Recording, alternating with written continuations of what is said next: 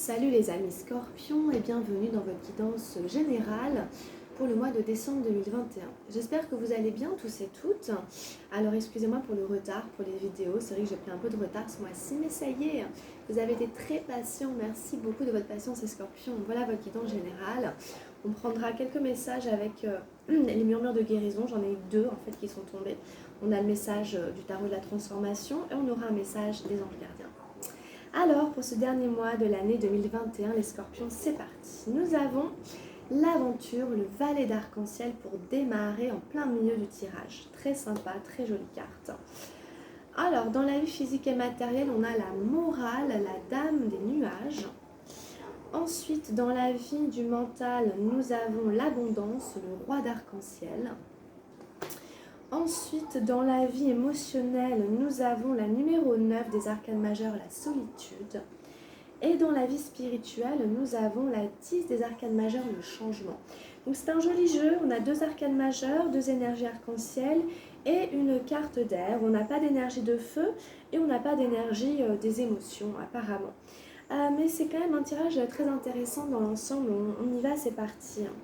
Avec le valet d'arc-en-ciel ici, on vous dit n'ayez pas peur de l'inconnu, allez voir ce qu'il y a derrière la porte de l'inconnu. On voit bien d'où arrive ce petit personnage, on ne voit pas où il va. Et où il va, il y a un arc-en-ciel. Donc il y a peut-être une aventure, peut-être sentimentale, peut-être professionnelle, quelque chose en fait sur votre route, voilà, que vous ne connaissez pas, que vous n'avez pas encore expérimenté, mais qui vous intrigue, qui vous donne envie d'aller voir. C'est neuf, c'est frais, ça vient d'arriver. Eh bien, on vous invite à tenter l'aventure. Ça reste une aventure, donc ça veut dire que c'est le début. Voilà, c'est le début, etc. Voilà, mais le tarot dit toujours allez voir, comme ça vous saurez. Donc ici une aventure, quelque chose qui va démarrer et vous allez aller voir ce que ça vous réserve. Dans la vie physique et matérielle, on a la morale. Donc peut-être qu'on a un personnage qui vous fait la morale, qui vous dit de ne pas y aller par exemple. Quelqu'un qui essaie de vous retenir. C'est un personnage très froid, très rigide. Cette dame des nuages, voyez bien, elle est comme en prison. Elle représente un peu une extrême rigidité, une extrême fermeté. On peut imaginer que ce personnage est lui-même particulièrement frustré et qu'il ne supporte peut-être pas le bonheur des autres. Et qu'en fait, du coup, il fait la morale pour essayer en fait que les autres ne puissent pas vivre leurs rêves, puisque lui-même est très frustré et n'a peut-être pas pu réaliser certaines choses. C'est peut-être un personnage qui existe dans votre entourage vraiment, peut-être une mère, une belle-mère, une institutrice, quelqu'un qui fait preuve d'autorité sur vous, qui a une espèce d'autorité d'ascendant sur vous et qui essaie de vous dicter la raison des choses, la morale. Tu dois faire comme ci, pas comme ça, écoute-moi, moi je sais tout. Gardez à l'esprit que ce personnage ne dit pas les choses pour votre bien, mais simplement par rapport à lui et ses propres frustrations. Donc il faut se méfier quand même de ce personnage et des limites qu'elle essaie de donner, de la morale qu'elle essaie de donner, etc. Parce que ça n'est pas en votre faveur, ça n'est pas pour vous rendre service. Alors, dans la vie du mental, on a le roi d'arc-en-ciel, l'abondance. Alors ici, ça peut être vous par exemple. En tout cas, c'est l'idée si vous voulez que vous allez récolter, que votre état d'esprit, il est quand même très positif et il est dans un état de réceptivité, de je vais pouvoir là, en décembre, fêter la vie avec peut-être les fêtes de fin d'année, récolter, profiter, ce pourquoi j'ai beaucoup travaillé, ce dans quoi j'ai beaucoup investi. Vous voyez, le roi, il est assis sur un livre, donc il a étudié, il a investi, il a travaillé, donc il mérite les raisins qu'il est en train de manger, il mérite tout ce qu'il est en train de consommer quelque part, ou en tout cas de recevoir. Voilà, donc on a un état d'esprit vraiment ici, ouvert à l'abondance de l'univers, à la générosité de la vie, que ce soit des voyages, que ce soit de l'argent, que ce soit n'importe, des biens quelconques, eh bien vous allez être dans cet état-là en décembre, donc c'est une très belle carte. Voilà, ça peut être vous qui êtes représenté sur cette carte ou votre état d'esprit, ou vraiment vous allez peut-être même vraiment récolter, recevoir quelque chose, ou les fêtes de fin d'année, tout ça, vous allez sentir en fait l'abondance de l'univers qui est là, et donc ça va vous faire du bien, votre esprit va se sentir comblé, et ça fait du bien. Alors dans la vie émotionnelle, on a ici la solitude, la numéro 9 des arcanes majeures. Peut-être que vous allez vous sentir voilà, un peu seul en décembre. Bon, voilà, il se passe plein de choses, il y a les fêtes de fin d'année, tout ça, mais bon, il y a certaines personnes, elles ont besoin, c'est des périodes aussi, on a besoin de, comme une retraite, comme un peu une retraite spirituelle. Peut-être on se retire un peu dans sa grotte, on a besoin de temps pour soi pour méditer sur nos émotions, on a besoin d'essayer de faire la lumière sur ce qu'on ressent, surtout au niveau émotionnel. Peut-être par rapport à une vie affective, etc. Voilà, comme un pèlerin, ici on va chercher, si vous voulez, la vérité, la lumière. Et pour cela, on se coupe un petit peu du monde, des gens, parce que on arrive mieux évidemment à se retrouver soi-même dans un espace où on est seul en fait. Bon, donc cette carte, elle n'est pas négative, hein. C'est peut-être par rapport aussi à cette aventure-là, vous avez besoin d'y réfléchir tranquillement, seul justement, loin peut-être de ce personnage ici qui n'arrête pas de faire la morale et que ça peut aussi perturber votre esprit. Et donc du coup, vous allez vous retirer ici, vous en ressentez le besoin au niveau émotionnel, de vous mettre dans votre cocon, dans votre grotte ici, pour penser à quelque chose, etc. Et dans la vie spirituelle, on a la 10, donc c'est bien, elles se suivent. La numéro 9 et la numéro 10 se suivent dans le tirage. On a la roue du changement, la roue de fortune ici. Donc il y a un vent ici de nouveauté qui arrive en fait pour encore élever votre âme davantage, encore à un niveau supérieur.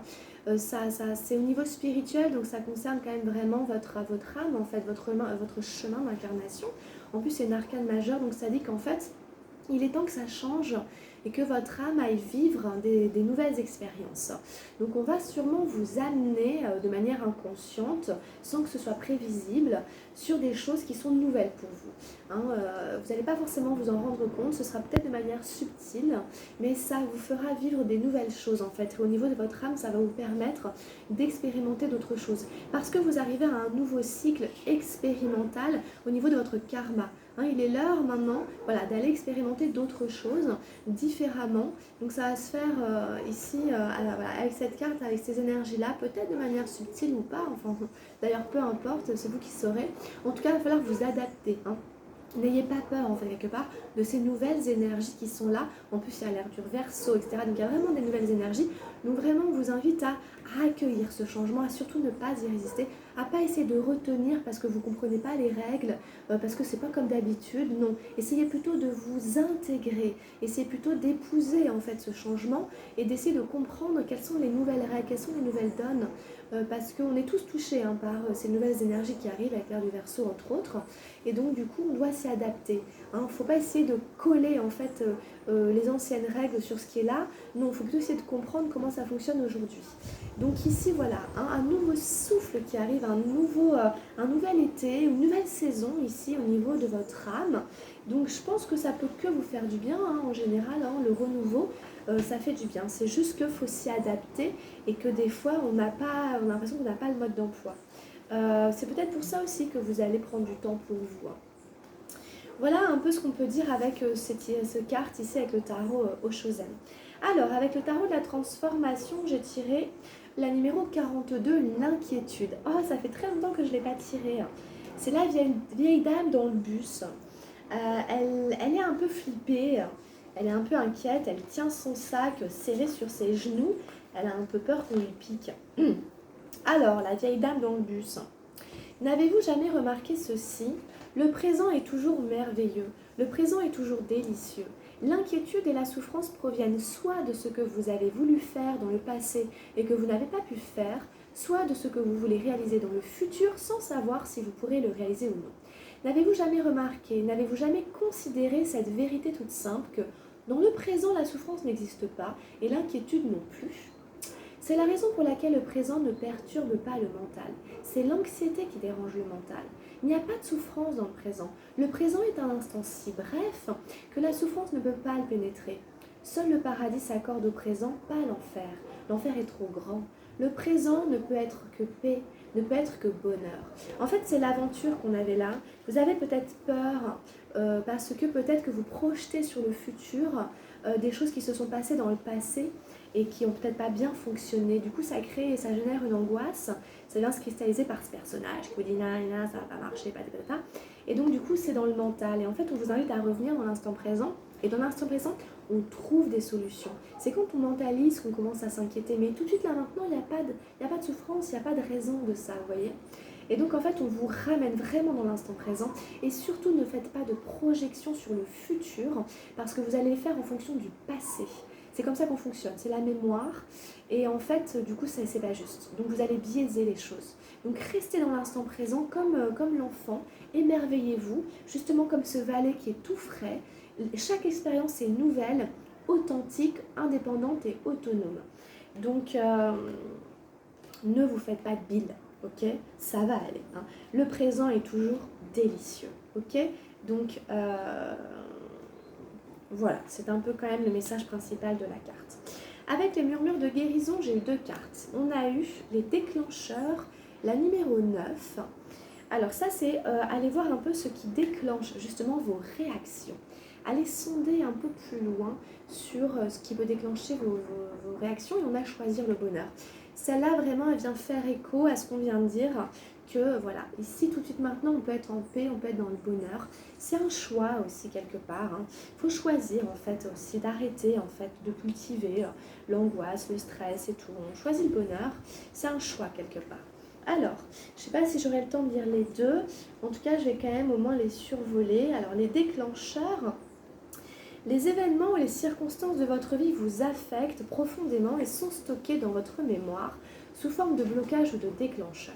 Votre ego reste sur la défensive à cause des blessures émotionnelles que vous transportez avec vous. Une fois qu'une agression a eu lieu dans votre vie, elle ne peut pas se réparer, mais c'est à vous de choisir comment en gérer les conséquences. Il n'y a aucune situation insurmontable, vous pouvez vous détacher de vos blocages, mais il faut avoir la volonté et le désir de le faire. La guérison authentique implique l'acceptation des traumatismes, de la tristesse, de la dépression et des déceptions passées. À partir de là, vous choisissez d'accepter la responsabilité de vos émotions et de vos déclencheurs. En neutralisant les histoires de votre passé, elles perdent leur emprise sur votre bonheur présent. S'accrocher à la douleur limite vos capacités à vivre la vie pleinement. Il est temps de débrancher et de cesser de laisser une situation passée contrôler vos actions présentes. Dans cette image, les bulles représentent les mémoires et les histoires anciennes. Quand elles n'ont plus d'énergie et ne déclenchent plus rien en vous, elles éclatent et disparaissent. Le soleil se lève à l'horizon pour vous rappeler que vous avez une nouvelle journée pour créer tout ce que vous voulez. La chaleur du soleil vous donne davantage d'amour. L'océan et les rivières apportent la fluidité, la douceur et l'amitié qui vous aident à laisser tomber ce qui ne vous sert plus. Il vous est demandé de vivre le moment présent. Franchement, ça résume super bien tout ce qu'on a déjà dit par rapport à ces mémoires, à ces choses du passé qui conditionnent. Donc vraiment, il y a quelque chose à laisser tomber là pour choisir le bonheur comme c'est marqué et vous laisser vivre en fait. Allez peut-être voir justement, prenez le temps d'inspecter un peu vos émotions, les déclencheurs, d'où ça vient et choisissez des choses pour vous débarrasser définitivement et ne pas transporter avec vous des blessures émotionnelles, etc. Vous pouvez tout simplement choisir comment gérer les conséquences de ce qui vous est arrivé. Voilà, donc vraiment, c'est vraiment accepter la responsabilité de ses émotions et de ses déclencheurs, justement. En neutralisant les histoires de votre passé pour qu'elles perdent leur emprise sur votre bonheur présent. Il ne faut pas s'accrocher à la douleur, ça limite vos capacités à vivre la vie pleinement. Vivez l'instant présent.